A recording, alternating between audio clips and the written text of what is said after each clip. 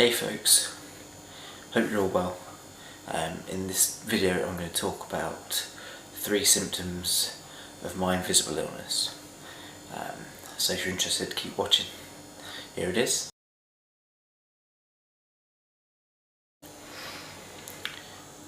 Right then, so 3 symptoms of my invisible illness, which is MS.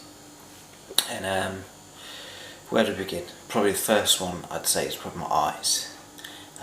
My eyes are struggling a little bit now. I'm a bit tired, and my eyes are struggling now.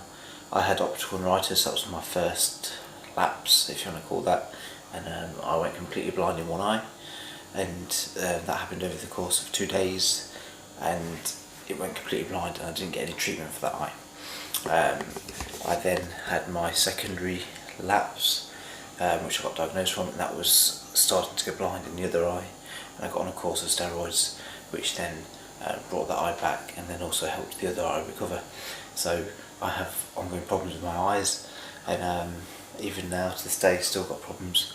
I've lost a lot of vision all around my eyes. I've got blind spots, I've got areas where it's closed in, and then also I'm just peppered with blind spots in my eyes now, and when I get tired then it starts to show up, I suppose, is the way to think about it.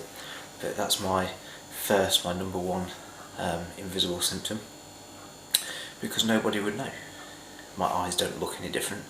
If you just look at my eyes, they look exactly the same, but it's the nerve damage in the eyes, and that's in both eyes.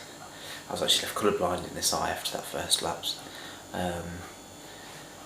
which has improved, but is still a little bit colourblind compared to the other one. So my second invisible symptom, I would say, is my memory.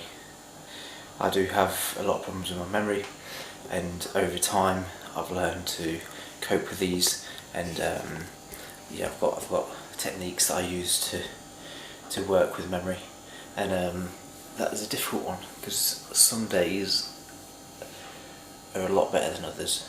Some days are really bad, really poor. It can be as bad as forgetting something instantly,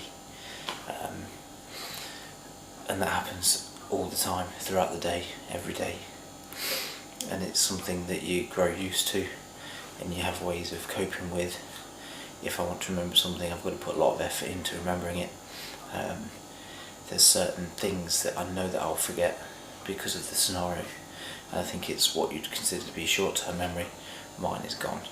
Mine is really gone. I've got to try and force that from being short-term into long-term memory, for it to actually stick. So that is a difficult one.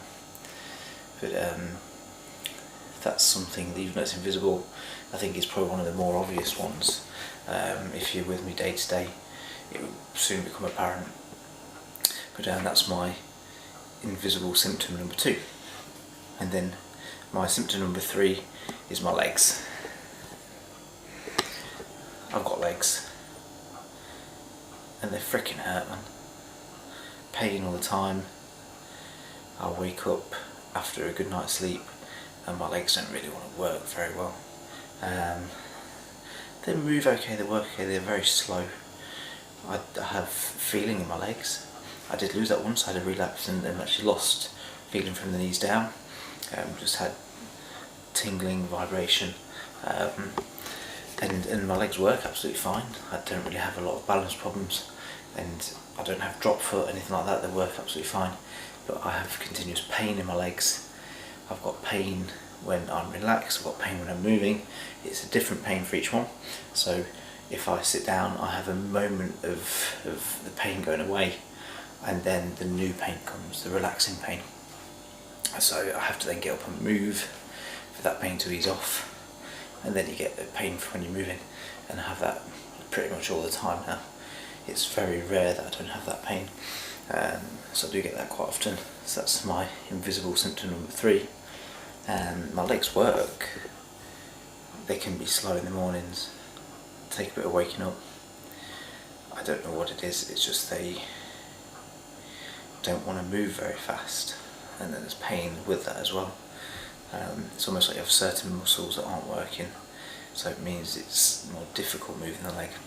I don't know, but that's my number 3. So that's my 3, that's not all of my 3 invisible symptoms, but that's 3 of my invisible symptoms. I'm sure some of you will have similar ones. I'm sure some of you won't have them at all. Who knows? Have you got invisible symptoms? Please comment below. I'd love to hear what they are. Sometimes these things make me feel better about myself. So please comment below and give me a like and subscribe. I'll see you all next time. Take care. Bye bye.